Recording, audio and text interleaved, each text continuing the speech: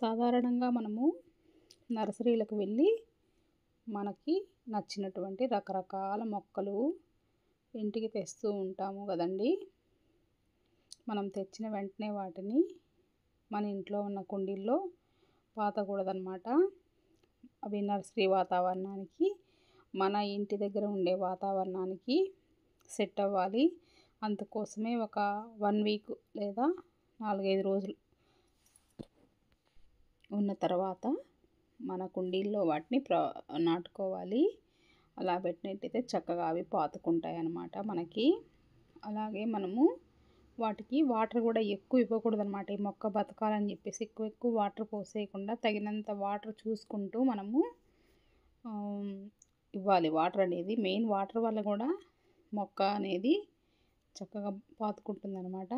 Next వచ్చేసి మనము కొత్త మొక్కని నాటిన తర్వాత కొన్ని రోజుల పాటు నీడలో ఉంచుకోవాలండి. మనము ఈ కొత్త మొక్కలు పాతుకునే కుండీల్లో 20% ఇసుక కూడా వేసుకోవాలండి. కోకోపీట్తో పాటు ఇసుక, కోకోపీట్ ఉన్నట్టయితే మట్టి అనేది మనకి గట్టిగా లేకుండా లూజ్గా ఉంటుంది సాయిల్ అనేది.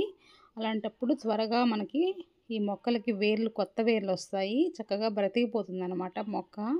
కొత్త చిగుళ్ళు, పువ్వులు వస్తాయన్నమాట.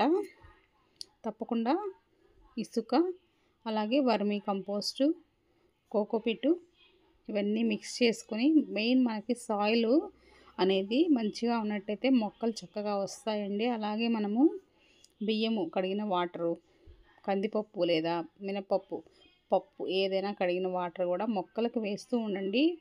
మనం ఎటువంటి వేరే ఎరువులు లేవని ఇబ్బంది పడకుండా మనం ఇంట్లోనే వంటగదిలో వాడే పప్పు కడిగిన వాటర్, బియ్యం కడిగిన వాటర్ లాంటివి చక్కగా పోస్తున్నట్టయితే చాలా బాగా ఎదుగుతాయండి మొక్కలు అనేవి. నాకు తెలిసిన కొన్ని టిప్స్ మీతో షేర్ చేశాను. Thank you.